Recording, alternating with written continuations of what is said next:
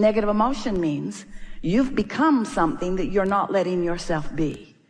You are something more than you are letting yourself be. And we know for sure about Esther when that happens to her. She can hardly stand to be separated from who she is.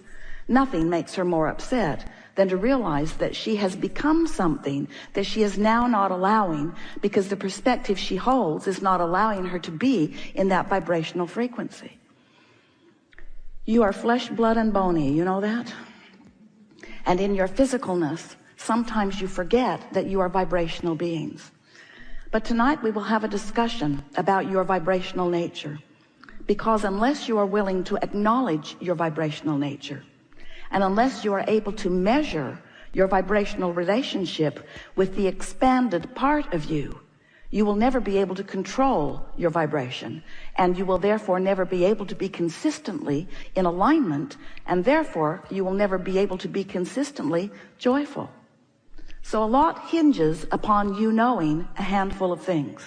First, you are a vibrational being, and everything and everyone else in the universe is too. Next, the vibration that is you and the vibration that is everything else is managed by the powerful law of attraction. Law of attraction puts those vibrations that are the same together. So you are vibrational beings, and law of attraction is managing it. And next, the emotion that you feel lets you know how close to allowing your alignment you are, or how far you are in resisting it. The better you feel, you are in alignment. The worse you feel, you are in resistance of it. And once you understand that, do you? Been listening to us for a while? Do you accept that you are? Do you know that you are vibrational beings, and that your emotions are your guidance system to let you know whether you're what? Whether you're doing good? No. Whether you are pleasing someone else? No.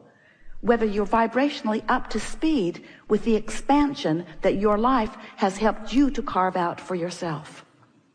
So when you let your alignment with who you are be of primary importance, and when you care about how you feel so that you guide your thoughts incrementally, bit by bit, what you begin to notice is you become accustomed to that high frequency, and when you dip out of it, you really, really know it. A lot of people, you know, rarely dip into alignment. They are mostly out. Sometimes they stumble in. Sometimes they find their way there through appreciation, through making lists of positive aspects, through meditation, through listening to music. In fact, there are a lot of things that distract you from that thing you do that holds you at a lower frequency. But when you accept that you are a vibrational being, and that the thought you think is the reason for the vibration in this moment, and then you do now, where all of your power is, the best you can to find the best feeling thought which brings you to the highest possible frequency, what you begin to notice is it becomes easier and easier to maintain that. For a while we called that opening your valve. For a while we called it coming into alignment with who you really are. We've given it a lot of different verbiage over the years.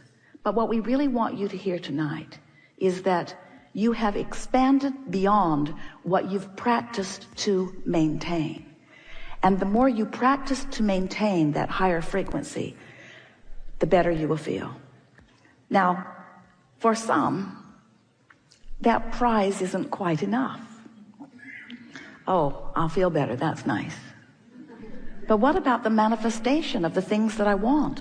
What about those things that my life has helped me to identify that I want? What about the receiving of those? And so then we say, remember, you are vibrational beings, and you have created what we've been lovingly calling your vortex of creation. It's the vibrational version of your creation.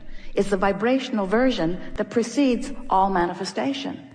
It's a vibrational version that exists in the same frequency, you would like to say the same space, in the same place. It exists where your inner being exists. Now for some, this sounds a little bit like a fairy tale, because this vibrational reality is not something I can see, I can't see it or hear it or smell it or taste it or touch it. I can't spend it yet. I can't sleep with it. In other words, it's not exactly what I had in mind when you said, Abraham, that I am the creator of my own reality. I would like a reality that is more tangible. And we say, but first, feel exhilaration for this vortex version. First, feel satisfied with the vortex version that you've conjured. And next, do your best to maintain a frequency that is up to speed with this vortex version. So if you've been listening to us for a while, we've been saying to you that you create your own reality in what we like to acknowledge as a 3-step process. The first step is you must ask, and that's easy because you're asking at all levels of your being all day, every day. The contrast that surrounds you causes you to do that. In fact, you can't stop doing that. You cannot cease seeking improvement about anything. Step 2 is not your work from your physical perspective. Step 2 is, since you've asked and launched this rocket, and since this vibrational rocket has preceded you into what we are calling your vortex of creation, the source within you, your inner being, all of us, rally round this new becoming that you have become and become it completely. We hold steady the vibrational focus of it. We hold the vision of your request. So the question that this workshop wants to ask and answer is the step 3 part of this 3-step process. That's where you must figure out somehow, some way to be a vibrational match to what you've asked for. If you've asked for more money, you can't be beating the drum of not enough and be a match. Oh, you did step 1, you did it, and you did it, and you did it, and you did it, and you did it. You've been asking and asking and asking. And Source has lined everything up. More magnificent rendezvous orchestrated on your behalf than we would have time in all of the rest of the days of your life to articulate. So much has been done on your behalf in lining up the circumstances and events that will produce the manifestation that you seek. But your work is to find some way to be a vibrational match to what you're asking for. And here's the tricky part. You got to believe it before you see it. You got to practice the frequency of your desire before it can flow into your experience.